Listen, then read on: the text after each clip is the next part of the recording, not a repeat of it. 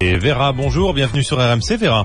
Oui, bonjour Guillaume. Vera, vous êtes à Paris, vous êtes française, mais depuis Oui, peu. je suis française depuis très peu. C'était un rêve d'enfant de devenir française. Vous êtes de quelle origine, Vera? D'origine russe. Et vous avez la double nationalité aujourd'hui alors?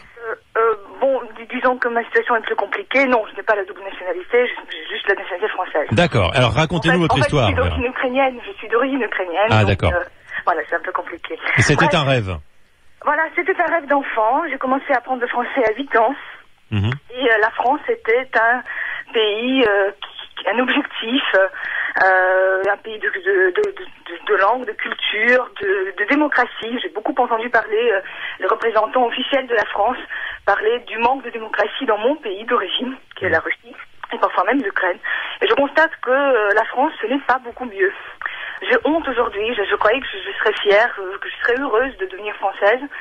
Et le jour où je le suis devenue, j'étais très triste.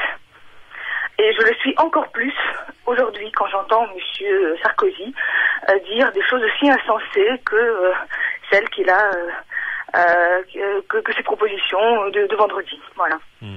De retirer la nationalité française. Je ne comprends pas pourquoi on ferait une distinction entre les Français de souche et les Français les Français naturalisés. Après tout, s'il y a une différence, eh bien il ne fallait pas les naturaliser. Si vraiment M. Sarkozy voulait s'attaquer au problème de l'immigration qui n'est pas contrôlé, eh bien il ne naturaliserait pas 150 000 ou 200 000 personnes par an.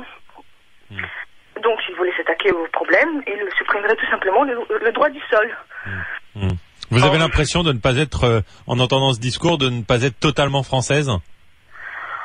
Je pense que je le suis plus que M. Sarkozy parce que j'ai une idée de la démocratie et j'ai une idée du droit plus forte que la sienne. Donc non, je ne suis pas complexée du tout, ni de mes origines, ni du fait de ne pas être française tout à fait comme les autres. Voilà. On vous sent ému, Vera. Pardon? On vous sent un peu ému.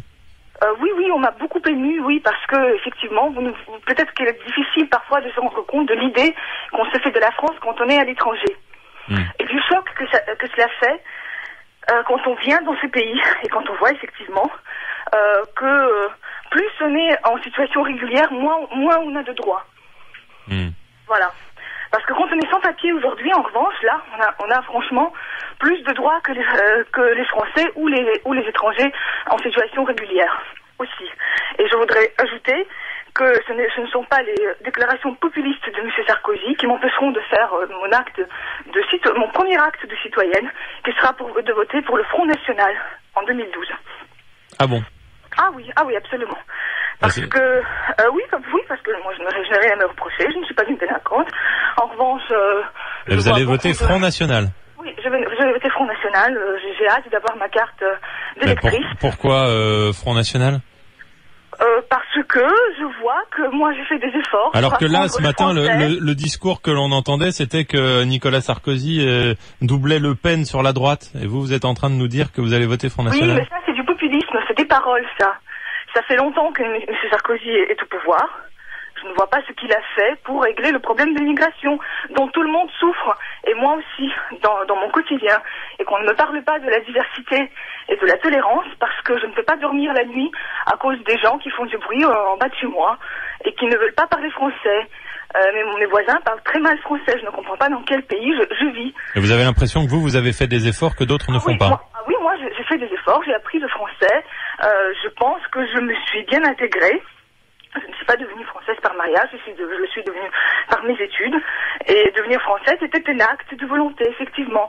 Je vois que d'autres le deviennent par un acte purement administratif. Je devrais ajouter que ce que le représentant du Parti Socialiste disait tout à l'heure, que la naturalisation, ce n'est pas un acte administratif.